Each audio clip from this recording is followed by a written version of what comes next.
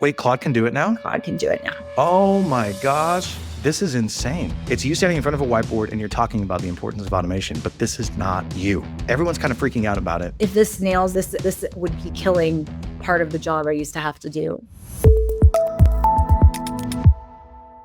Okay, Liz, I've been giddy as a schoolboy. I couldn't wait to talk to you. And so I said, let's talk early this week. And so we're talking this week because some massive changes have happened. OpenAI has just kind of flooded the zone. They've released Sora 2, which is this new image video generating software. Like, it's insane.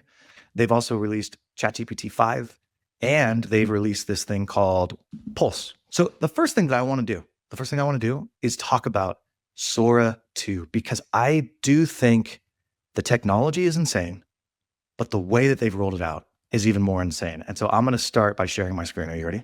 Yeah, I'm ready. I'm watching this video, and this is Liz. She's in front of a whiteboard, and she's talking about how to automate yourself. The crazy thing is, Liz, is this you? Like, did you film this? I guess me, it's the digital clone of me. This is insane. It's you standing in front of a whiteboard, and you're talking about the importance of automation, but this is not you. Right. Everyone's kind of freaking out about it. It's invite only, which we'll talk about in a second, but let me just show you kind of the way that it works. You come in here, you go to Sora, and what you do is you create a cameo. So if you see this is me. This was my cameo. This is what I recorded. And I recorded some numbers, and I like messed around with my facial expressions. And then from that, I was able to generate some of these videos. Like, this is me at a sporting event saying how excited I am, and then cheering. Like, that looks like me off of like 5 seconds of video. Yeah. It's a little heavier than I actually am. But look at that. I'm at a soccer game and I'm cheering because they just scored a goal. I have another one. This is my favorite one. I'm looking into the camera, and apparently I'm saying, is Sora going to kill TikTok and content creators? I even have one with my best friend, Chris. We're sitting here talking with each other. The prompt is Chris and Nick are hanging out with each other, but subtly trying to one-up each other. And so our whole conversation is us trying to one-up each other. And then the cool part is, if you make your cameo, like your profile, public, other people can make remixes of your cameo. So for example, Liz has generated a bunch of cameos of her and I podcasting together. Look at this. We've never been in the same room, but this is us apparently. I thought we were doing that Matrix scene last week. You forgot about that, clearly. Yeah, I forgot about us filming it. This is like, it's insane. It's insane. I don't know what else to say about it, Liz. The video quality is incredible. The speed with which you can actually generate something is nuts. I'm kind of speechless. What do you think? Yeah, I mean, I think you sort of hit on a few things that people always underappreciate. So number one, just you have to basically take that video for like less than 30 seconds. It's not even the cameos, like not even 30 seconds of a setup process. And it's like you've done this previously with HeyGen, which is another tool that is the AI clones. They were sort of the first ones to really build that out. But the fact that from a consumer angle, the adoption is going to be so much greater because you don't have to spend much time in the setup process. Well, the thing with HeyGen, I don't know if you've messed with HeyGen. I think that you have. Yeah. I uploaded like hours of my podcast video. And so it took hours of my podcast video, and it's got a pretty good avatar, but it's still a little bit off. This is not off, and I recorded for 5 seconds. Yes. Now, if you're gonna go and create a cameo, pro tip, it actually says if you click on the tips to speak for the full 5 seconds, when you do it, this window pops up and it says, read these numbers. And so some people just read, I don't know, did you read just the numbers or did you say something more? I did the numbers. My audio got screwed up initially, so I had to go back and redo it. So don't just read the numbers, like actually say something else, like have something else scripted to say.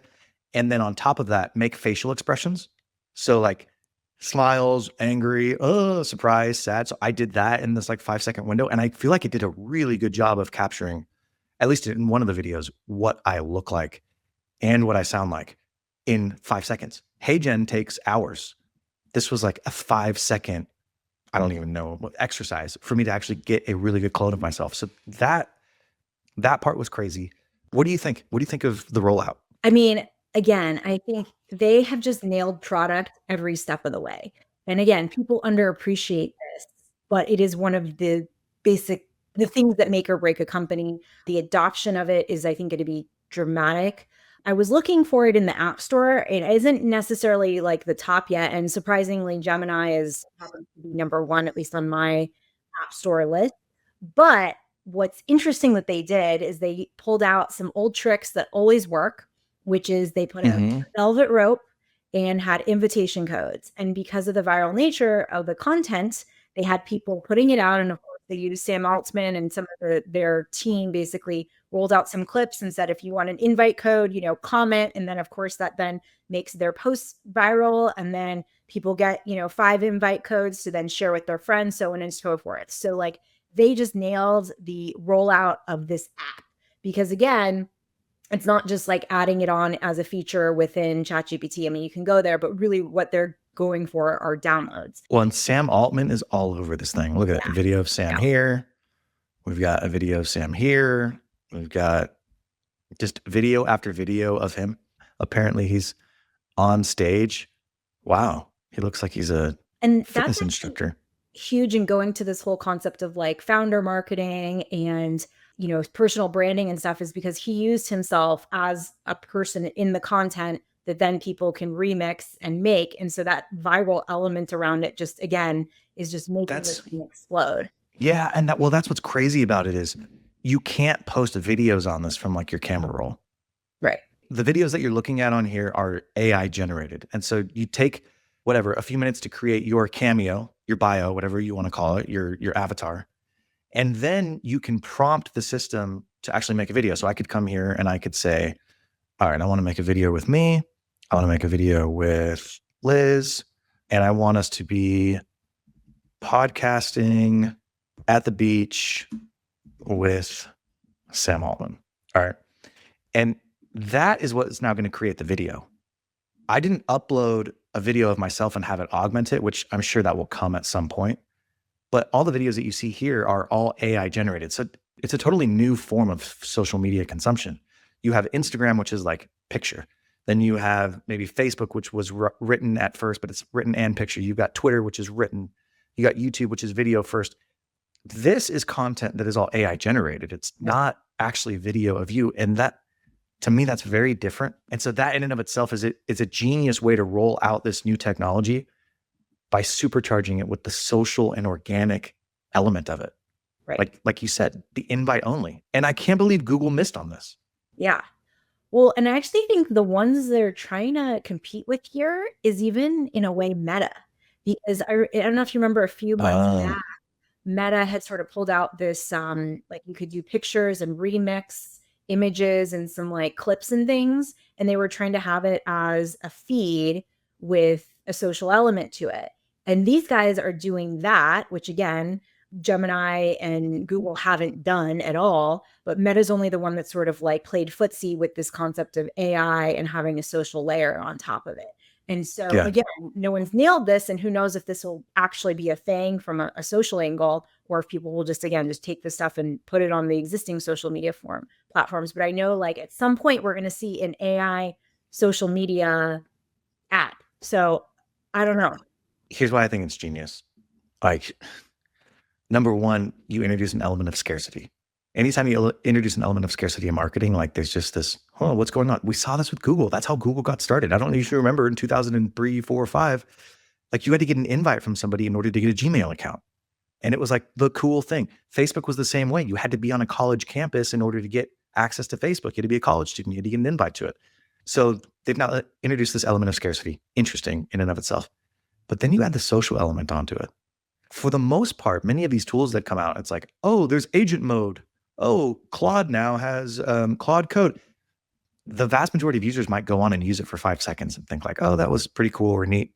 Now what they've done with this, though, is they've introduced novelty and social interaction, which allows them to hopefully keep customers sticky. Like they're going to be using it a lot more. I don't know if anyone's ever done something like this before where they like introduce a new product, but it's almost like the social platform is secondary to it. I've seen where the social platform is primary and then maybe there's a new product that's secondary, but the social platform being secondary is new to me. I've never seen it. What about you? I think there are some apps. I'm trying to think what comes to mind. There's some that have like viral loops that create a social dynamic. Uh-huh. But again, we're in sort of like just new territory because AI and the ability to create content so quickly is a new thing. So, I mean, there are again these sort of social viral loops that exist in product launches and app launches where you just add in a social component, whether it's like, sharing your stats for fitness or whatever. But again, nothing where we've seen this in the AI era. So, The last thing to like kind of close the loop on this is what's the use case for this? Like this image generation, this video generation, why would anyone use this? If you're a business owner. yeah. We've sort of touched on this, I think, every time with Nano Banana and some of the other ones, and every time there's this cool new thing. At some point, it's going to be, again, ads, influencers, social media marketing, or just, content creation for like videos for sharing, like, here's my product, here are my features, benefits, doing sort of informational things. You could make your training internally more human, or I shouldn't say human-like, but sort of, because you probably SOP Well, or something. here's the point that I'm making is like we have to do sort of mental gymnastics to think of any other use case beyond marketing, Yeah. in Yeah. my opinion. Mhm. What Sam just did with this is he said, I'm not worried about your use case of marketing. Right. I'm now turning the technology into a social platform.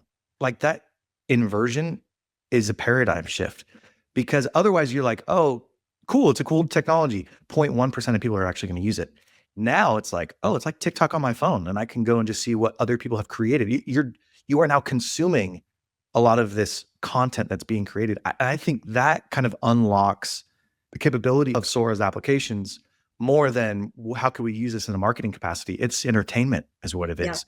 And to me, that's like the genius of this launch and rollout. And yeah, I actually think that's a really interesting point because I'm curious from all the other launches for like image generation, I think that might be probably good adoption. But I am curious the adoption curves and like at the spike, and is there a major trough for like VO from Google, like because it still has friction in the creation process. So Well, yeah, and it's like VO with Google. If I went and created something, cool. Now, it's novel. It's interesting. I might send it to a friend or two of mine, but then what do I do with it? It like lives on my photo reel on my phone. Like, what am I actually doing with it beyond just, oh, this is cool? This kind of unlocks the usage of that. Other people can use my likeness to create things, and all of a sudden, a friend of mine creates a whatever we're calling these reels, and it's like, oh, that's funny, that's interesting. Oh, I'm going to share that with this person. He's crowdsourcing usefulness. I don't even know how else to say. It's crazy to me. one other thing I want to highlight, because people who haven't maybe used the product yet are probably thinking, oh my God, someone's going to use my likeness. They solved for that by enabling who you can share it with. So it could be your closest friends, just nobody, and for your own creation purposes, or you can share it with the world and we'll see what happens.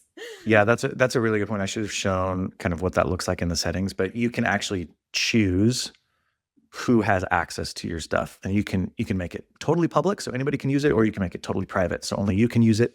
If you upload an image and they identify a person in it, they will not allow you to upload it. So I do think some of these platforms are taking more and more steps to make sure that they're protecting user privacy. But man, yeah, this part was really cool. All right, so that's Sora. Go play with Sora. It's really cool. I wonder if this will now become another social media platform. I personally think that it will. I don't know that it overtakes any of the other platforms, but I think it's just going to become a new mode of creating art in much the same way that, like, I don't know, Pixar grew out of computer generated images. I'm sure there will be something else that kind of grows out of AI generated images. But okay, so we had some other updates. Claude released an update to Sonnet 4.1. It is now Sonnet 4.5. I don't know what the difference is. Like, what's going on? Okay, so actually, let's take a step back. Before they rolled out 4.5, there were some really cool updates that I think people aren't talking about as much and are pretty awesome. Number one, they came out with a Chrome extension. Like other things we've seen earlier in the year, we had OpenAI had Operator, which went and basically worked in the browser. We then had more recently Comet by Perplexity roll out a whole browser, and then a company called the Browser Company, which got acquired, came out with a browser called Dia. And so we started seeing these browser wars take place. And then even Google with Gemini started sort of integrating more sort of sidebar usage that integrated with Chrome. But now Claude has enabled the ability to work within your browser and do tasks on your behalf within the browser. How do I go and get it? Okay, so let me share my screen and I will show you. Funnily enough, I've been going away from ChatGPT. It's been really hard for me to go away from ChatGPT because it has so much history on me. And I do feel like its persistent knowledge is good. Like it actually does crawl all of my conversations. But I really use Claude or I use Grok for the most part for everything that I do. I mean, I'm with you. Hey, I don't know if you remember this, but when we started this podcast, we entered into a social contract. I would spend time, energy, and money producing this podcast, interviewing these individuals and giving you insights into how to build, buy, start, grow your business. And you would like, subscribe, and leave me 5-star review. Now, out of that, we both get to talk to really cool people and hear really cool insights. We both get a ton of value. But I just want to help you keep your word. So would you do me a favor? Will you go leave a 5-star review for me on Apple or Spotify? It would really help. And if you want, even share this with a friend. You know, I was joking with you. I didn't get an invite right away for this podcast. I use Claude more and I talk about Claude more on the interwebs.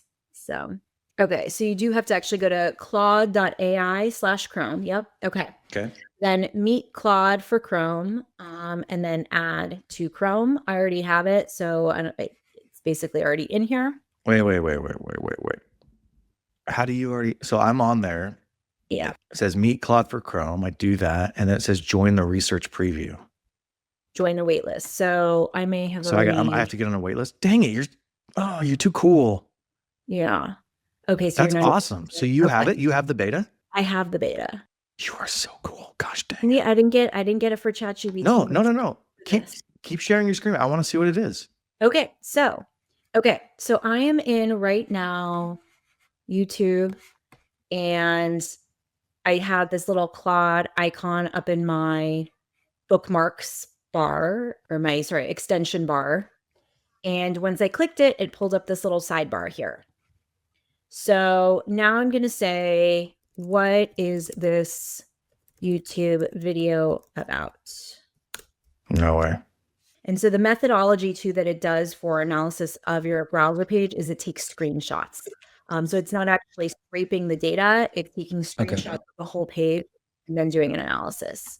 So here it basically gives a summary, explains what it is, video details. I think it just pulled from stuff. I have it in there too.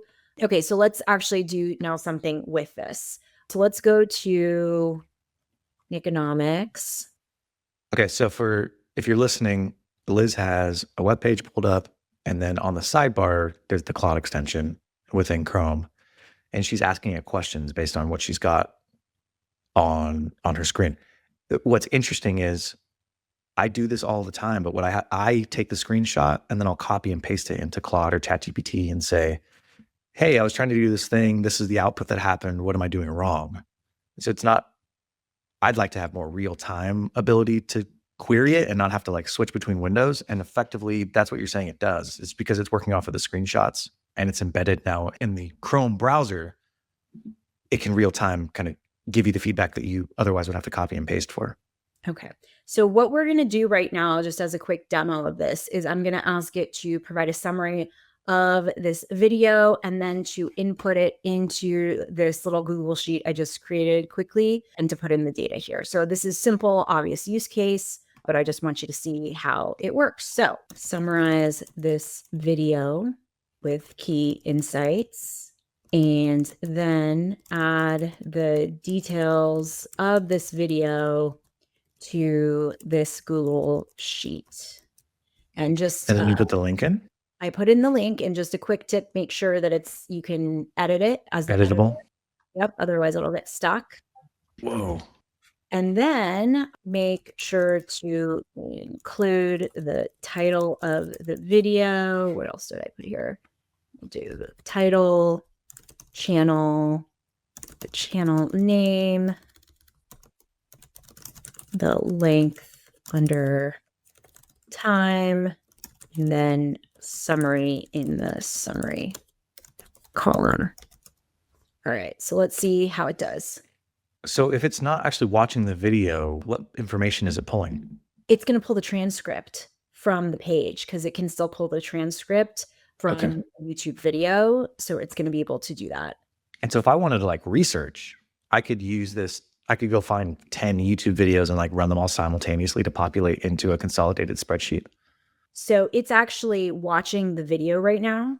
Yeah. So I don't know if you could hear it a second ago, but it's watching a video. So I don't know if it's listening or not because I had to mute it so we could talk and it doesn't. And so it's taking screenshots. And I think what it's also going to do is grab the transcript somewhere. So before when I've done this, it grabbed the transcript. But yeah, just as you were saying, like you can use this for research when you're not around. I would say you still have to interact with it and it's not going to just do the work completely unsupervised, but it does a pretty good job to do a full task and workflow. It's kind of like Operator. Exactly. It just works a little bit better. Again, none of these are perfect yet, but I would say like any demos you saw with Operator, there was just, again, a lot of friction. I just feel like some of that friction, again, has been removed or reduced here. So, Well, because it's like embedded in the browser. The thing with Operator is like, it was kind of almost remoting in and controlling the browser. exactly. This is a Chrome extension, so it's embedded within the browser. It's different. Yeah. And this sort of goes along with that theme of like the first people to bring about this concept was Dia, which was this company that got acquired. And they had sort of like a browser bar, but they also had their own browser. And then you had Gemini, which obviously from Chrome. And then you had Perplexity. And so they're all sort of taking notes on each other for like the interfaces. But again, these guys I think have just sort of nailed, like you don't have to download a whole new browser. You can really like do things a lot more smoothly without that friction. What are the updates with Claude Code? Okay, so Are there any updates? yes, so the other, not with Claude Code, but a couple other updates besides just the extension while we're letting it go. So file formats. I'm a nerd. And so I get excited when I can generate a PowerPoint or an Excel spreadsheet. And so far, the only ones that I think have done an okay job or have been the best at it have been on the PowerPoint side, Gamma. And then on a CSV has actually been Manus AI. No one had really nailed it well, but actually Claude now can do both. And I think they can do a pretty good job. I still think Manus has maybe a leg up on the CSV and research, but for the most part, Claude is now able to do PDF format. Wait, Claude can do it now? Claude can do it now. So I would. Oh my gosh. I was just doing this 2 weeks ago. It was freaking frustrating because I built this, it was an artifact within Claude, and the output it needed to be in CSV format. And it was like, here you go. All you have to do is copy it from here and now paste it into a CSV. And it like the formatting always sucked. Yep. I think I showed this to you. I think I complained about it, but now it actually does it. Yeah. I have so many artifacts. I wish Claude did a better job of like organizing your artifacts. Yeah. I agree with that. I have a bunch of financial statements in here. So based on the project details, create a financial analysis for this company, but change font to X school and provide this both in a PowerPoint for an investor presentation, pitch deck, and CSV summarizing and aggregating the P&L. We'll see how this works.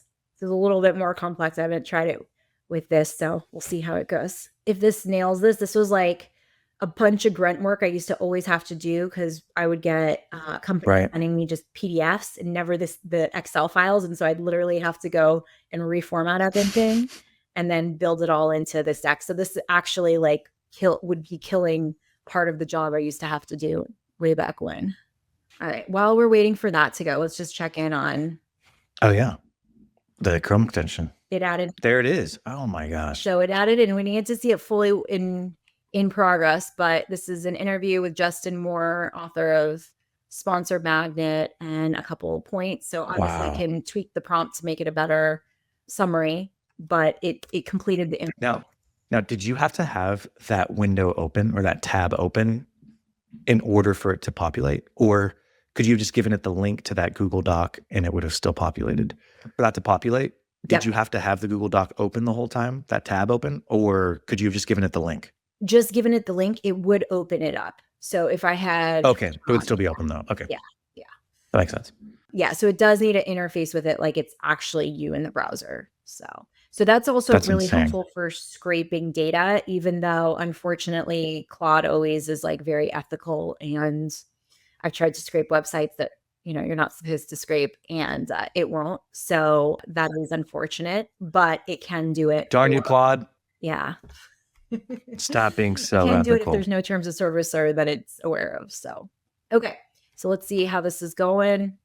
All right. We're still Oh, working. it's still thinking. Well, this is also, I'm not surprised It's by good. this because Claude 4.5, which is one of the new updates, is it can have extended thinking for a very long time. Meaning if you have it in Claude Code, or actually I think even in just the browser here, it can do it for like just hours. I've seen as much as 30 hours, 20 hours, things like that. So it can actually process in What? a long time. Yeah. Yeah. I haven't yet. That's a really long time. Exactly. I haven't yet seen it like that, but all right, let's see what's happening. It looks like it's doing something. This is not quite, I don't know if it's creating, I think it's creating an executive summary, and then I'm wondering if it's going to then put it in the format. Because as you can see, it's sort of doing a bunch of, okay, so it looks like it has a CSV there. It looks like you can see to create the PowerPoint. So it installed some stuff. So it's going through step-by-step thinking of breaking it into tasks to know how it should perform each component of that. It's similar to doing Claude Code. Yeah. So we'll get into more details on the actual 4.5 updates probably on the next session, because I think there's a couple of things with agents that we want to share. Yeah. But just the extended thinking, the model is actually Sonnet is now as good as the previous Opus. So Opus was like the higher end version of the Sonnet model, but it was really expensive. Wow. Through the APIs. Okay. I want to show two things.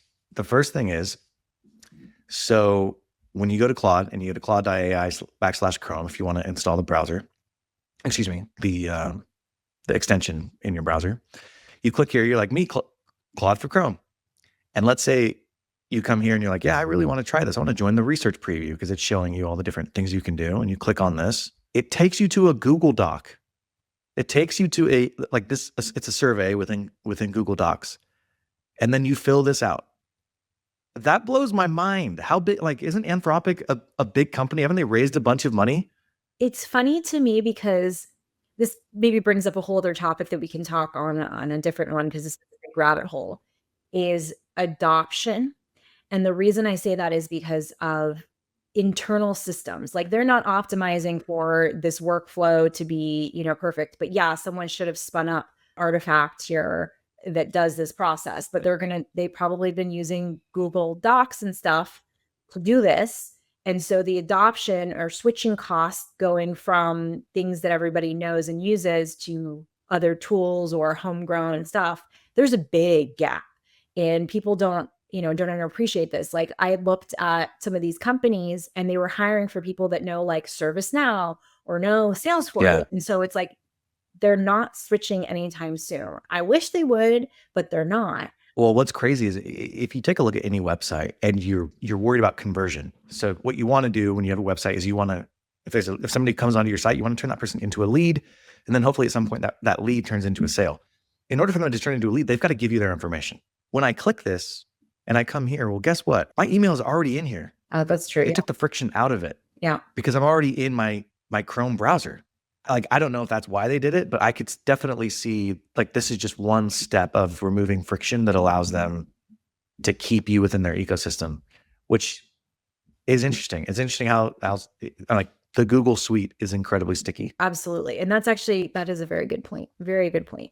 By the way, while we're waiting for your PowerPoint, here is me, you, and Sam Altman having a conversation on the beach. Wow. You sort of look like a mix between... I know. Yeah. Me and Sam Altman. Yeah. That was weird, right?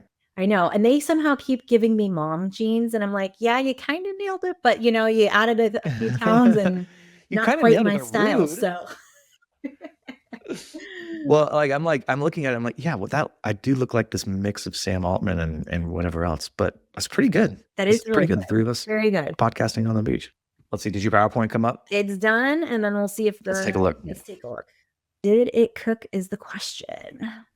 All right. Okay. So I probably could have prompted it to make it prettier because usually it does a better job to make it more aesthetically. But right now we're going for the Function. This is like much better. It's laid out Yeah, it's great. with good spacing. So like, not pretty yet. And there needs to be some tweaks like this, not pixel perfect. But is this in a PDF? This is not a PDF. This should be in a PowerPoint. And it is. You can see the download. Okay, let me open it now in PowerPoint and share. Wow. Okay. So, oh, that's so much nicer. Yeah. So there it is. We did it.